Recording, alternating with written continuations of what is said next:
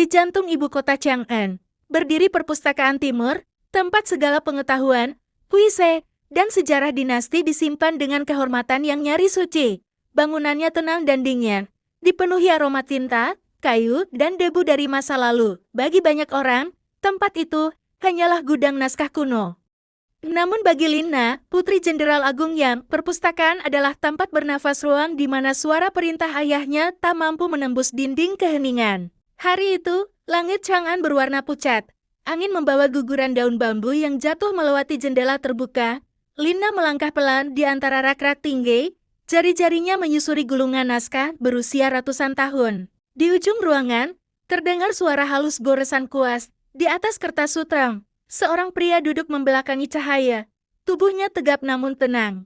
Rambutnya diikat sederhana, dan di hadapannya terhampar beberapa lembar naskah kerajaan yang belum selesai disalin. Lina memperhatikan cara pria itu menulis. Setiap gerakannya mengalir lembut tapi tegas, seolah setiap huruf memiliki jiwa. Ia terdiam cukup lama, sampai akhirnya bibirnya bergerak tanpa sadar.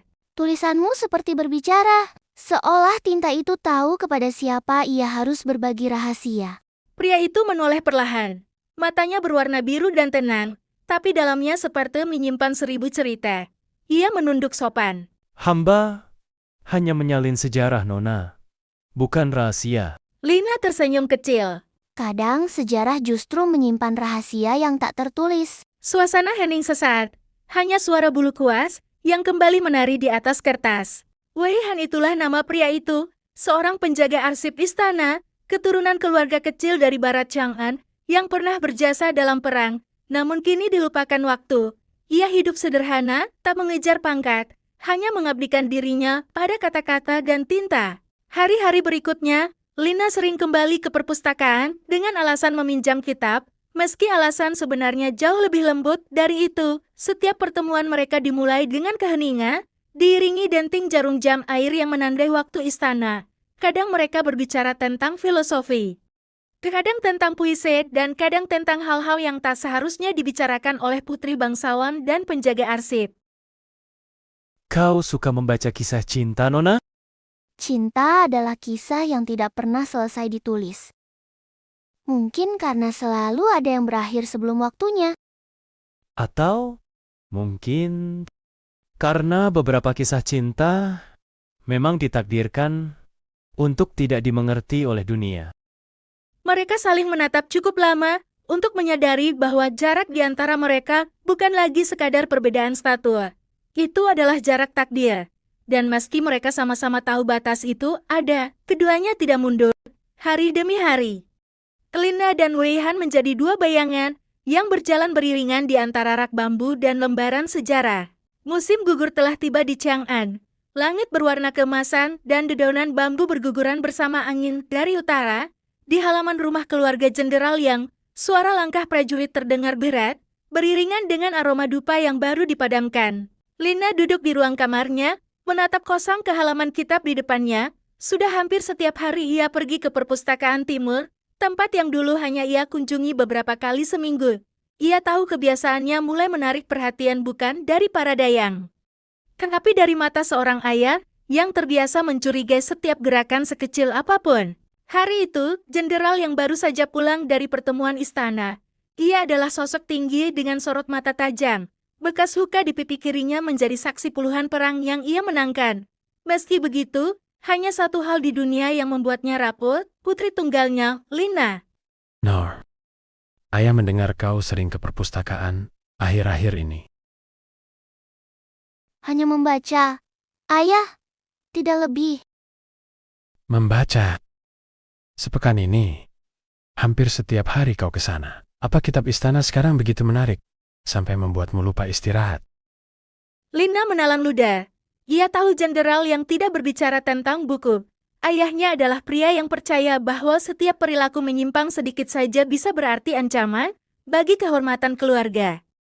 Aku hanya ingin memperdalam sejarah dinasti, Ayah. Kadang, aku meminta izin pada penjaga arsip untuk meminjam naskah salinan. Penjaga arsip, kau berbicara dengannya. Sedikit saja, Ayah. Ia sopan dan berpengetahuan. Jenderal yang berdiri lama tanpa bicara, hingga akhirnya ia menatap putrinya tajam tatapan seorang jenderal yang mencium adanya ketidakwajaran di tengah ketenangan. Putri Jenderal Agung tidak sepantasnya terlalu akrab dengan pelayan istana. Apalagi seorang penyalin naskah. Dunia ini kejam. Nayar, satu tatapan salah bisa menjadi bahan gosip seumur hidup. Aku mengerti, Ayah. Pastikan kau benar-benar mengerti. Mulai besok, kau hanya boleh pergi ke perpustakaan 2 kali dalam sepekan. Dayang Kiau akan menemanimu setiap kali kau keluar. Perintah itu seperti rantai halus yang melingkar di lehernya.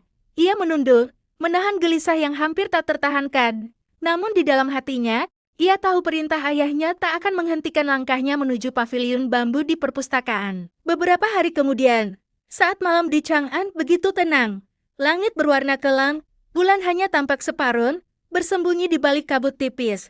Di kediaman keluarga Jenderal Yan, para penjaga berpatroli di halaman depan, sementara lampu-lampu minyak di koridor telah padam satu persatu.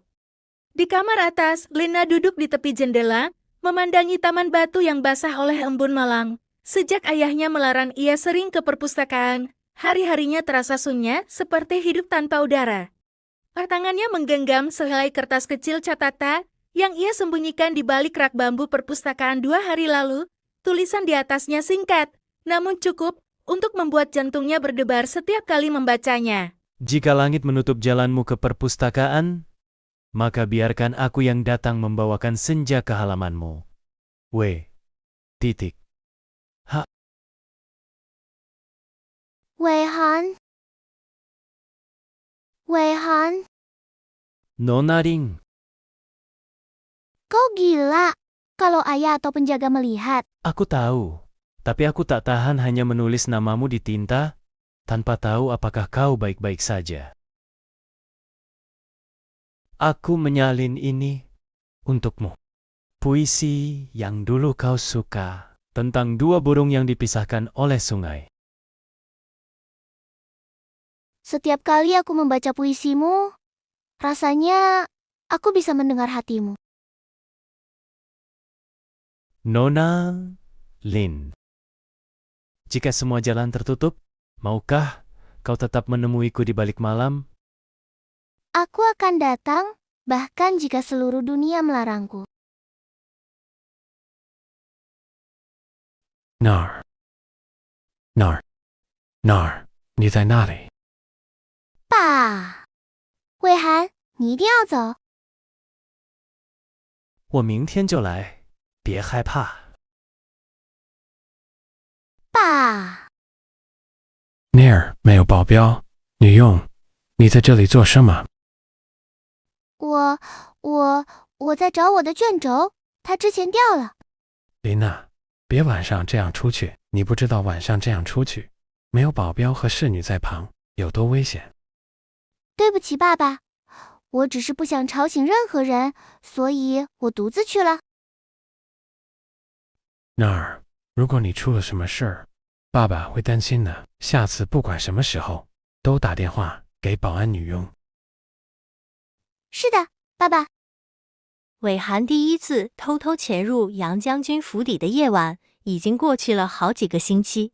从那时起，他们的会面就成了不言而喻的习惯。几乎每隔2、3个晚上，当月亮低垂，侍卫们开始昏昏欲睡的时候，琳娜就会提着小灯笼，从侧门偷偷溜出去。他们轻声说话，朗诵诗歌，或者只是静静地坐着，享受着只有一晚的黑暗才能给予的陪伴。但那天晚上不同，空气比平时更冷，月亮被厚厚的云层遮住了。阴沉的天空似乎是一个不祥之兆。琳娜像往常一样，沿着石甬道缓缓走去。她小心翼翼地不发出任何回声，但她那双薄薄的丝鞋却不小心踩到了一根干树枝，咔嚓，声音很小，却足以让守在侧门附近的一名卫兵转过头来。保镖刘峰起了疑心，他看到走廊尽头有一道白影闪过，便悄悄跟了过去。林姑娘，你也来了，虽然天色阴沉。我不能让今晚过去，却不见你。他们轻声交谈，肩膀几乎碰到一起。韦寒正试着为他谱写一首新诗，林娜轻笑一声。然而，他们并不知道，花园边缘的灌木丛后有一双眼睛正注视着他们。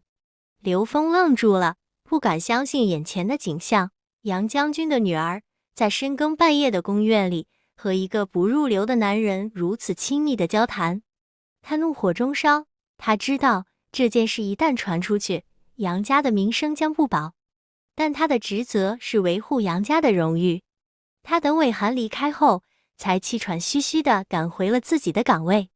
那天晚上，林娜仍然不知道自己的秘密已经泄露。第二天清晨，长安城墙后，朝阳初升。清晨的空气中弥漫着昨晚花园里落花的清香，万籁俱寂，仿佛什么事都没发生过。然而，府邸的正殿里，气氛却有些凝重。杨将军报道：昨晚我看到林娜小姐从房间出来，去了后花园，在那里她和一个男人在一起。我认出来了，那个男人是魏寒，档案管理员的儿子。你确定你看到的是真的吗？我发誓，将军，我亲眼所见。那孩子辜负了我的信任。刘峰带来的消息让杨将军府邸的早晨如同暴风雨般翻腾。将军面色紧绷，双眼通红。他站在宽大的窗前，凝视着女儿常坐在那里看书的花园。林娜和魏寒的身影在他脑海中闪过，如同刺中了这位始终坚守家族荣誉的父亲的心头。对杨将军来说，爱情绝非背叛家族的借口。他从小在战场上长大，在充满阴谋诡计的宫廷中长大，在那里，感情不过是足以毁掉名誉的负担。但林娜不仅仅是他的女儿，她是他亡妻留给他的唯一遗产，是那道柔化了他钢铁般内心的光芒。因此，他的愤怒并没有爆发成惩罚，他只是默默地站在那里，闭上眼睛，努力让自己平静下来。琳娜长，为什么会这样？当琳娜终于被召进主厅时，她深深地低下了头。杨将军锐利地盯着她，但目光深处透着伤痕。爸爸，你为什么给我打电话？琳娜，你知道你做了什么吗？我做了什么，爸爸？昨天雷锋看到你和维汉在一起。爸爸，那我只是……够了，琳娜。你是杨家的女儿，可不是普通女孩，可以玩弄宫女的感情。可是魏寒不是仆人，爸爸，他是皇家档案馆的保管员，而且还不是皇室血统。将军的声音在偌大的大厅里回荡，随后是一阵长久的沉默。琳娜低下头，强忍着即将夺眶而出的泪水，但杨将军转过脸去后，脸色却变了。他不仅仅是愤怒，更是害怕。害怕女儿落入一个自己认为不值得的男人手中，害怕琳娜的未来被一个错误的决定毁掉。当晚，他做出了决定，他不会直接惩罚琳娜，但会确保两人再无相见的机会。次日，整个宫廷都传来了新消息。杨将军宣布了一项大型比试，奉杨将军之命，特此邀请中国大陆所有年轻的王子和贵族，凡展现出最高荣誉、智慧和勇气者，将与琳娜公主成婚。消息传得飞快，如同野火烧干柴。自北至南，诸侯、官宦子弟与年轻贵胄纷纷涌向长安。对他们而言，成为杨将军的女婿是至高无上的荣耀，但对琳娜来说，这意味着新的牢笼。她从自己的私人房间里听到了这个消息。爸爸，你怎么能这样对我？与此同时，在城市东边遥远的角落，魏汉也从同为档案管理员的朋友那里听到了这个消息。手中的纸张哐当落地，胸口一阵发紧。他明白，这绝非简单的公告，这是横亘在他与琳娜之间的鸿沟，是用尊严与地位筑起的壁垒。然而魏汉绝非轻易认输之人。如果这就是世界将我们分开的方式，那么我将亲手书写自己的命运。